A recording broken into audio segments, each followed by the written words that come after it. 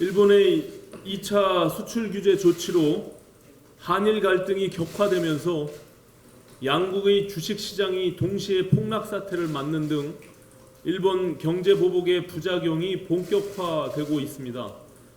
일본 아베 총리는 사태가 장기화되면 될수록 일본 또한 큰 피해를 입게 된다는 사실을 깨달아야 합니다. 역사 문제를 경제 전쟁으로 비화시킨 일본의 부당한 결정은 국제 여론을 악화시킬 수밖에 없습니다. 사태가 장기화되고 일본의 반성 없는 국가 이미지가 확산된다면 도쿄 올림픽 등 일본의 야심찬 기획들도 악영향을 피할 수 없게 될 것입니다.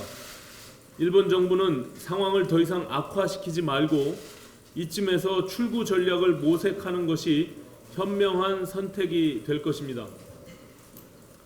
어제 문재인 대통령이 남북 경협 확대로 일본의 경제 보복을 이겨내겠다는 뜻을 밝혔습니다.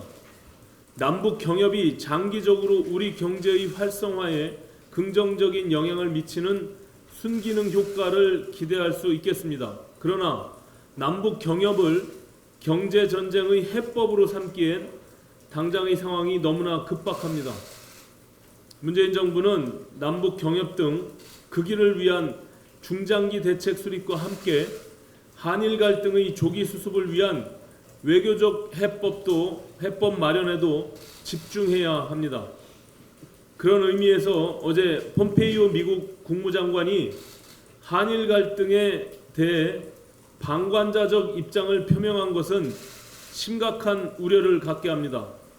우리 가장 큰 우방인 미국의 지지는 국제사회의 대일본 압박 여론 조성의 가장 결정적인 요소이기 때문입니다.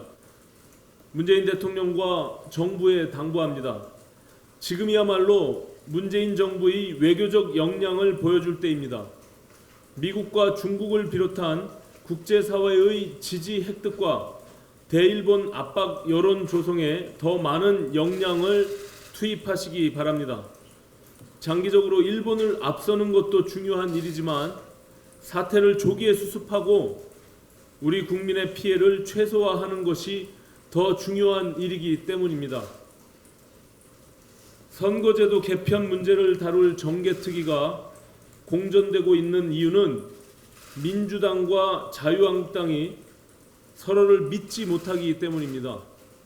민주당은 한국당이 소위원장을 맡아서 법안 처리를 지연하는 것이 두렵고 한국당은 정개특위 위원장을 맡은 민주당이 법안을 강행 처리할까 두려운 것입니다. 이처럼 서로가 서로를 의심하며 논의를 시작도 못하는 상황을 방치한다면 패스트트랙 지정 법안들의 여야 합의 처리는 결국 불가능해지고 국회는 또다시 아비규환의 전쟁터가 되고 말 것입니다. 패스트트랙 지정 법률의 기한 내 합의 처리를 위한 여야 정치 협상을 거듭 제안합니다. 각 당이 당리당략을 내려놓고 대승적인 양보와 결단을 내리는 것만이 최악의 파국을 막는 길입니다. 민주당과 자유한국당의 전향적인 입장 변화를 촉구합니다.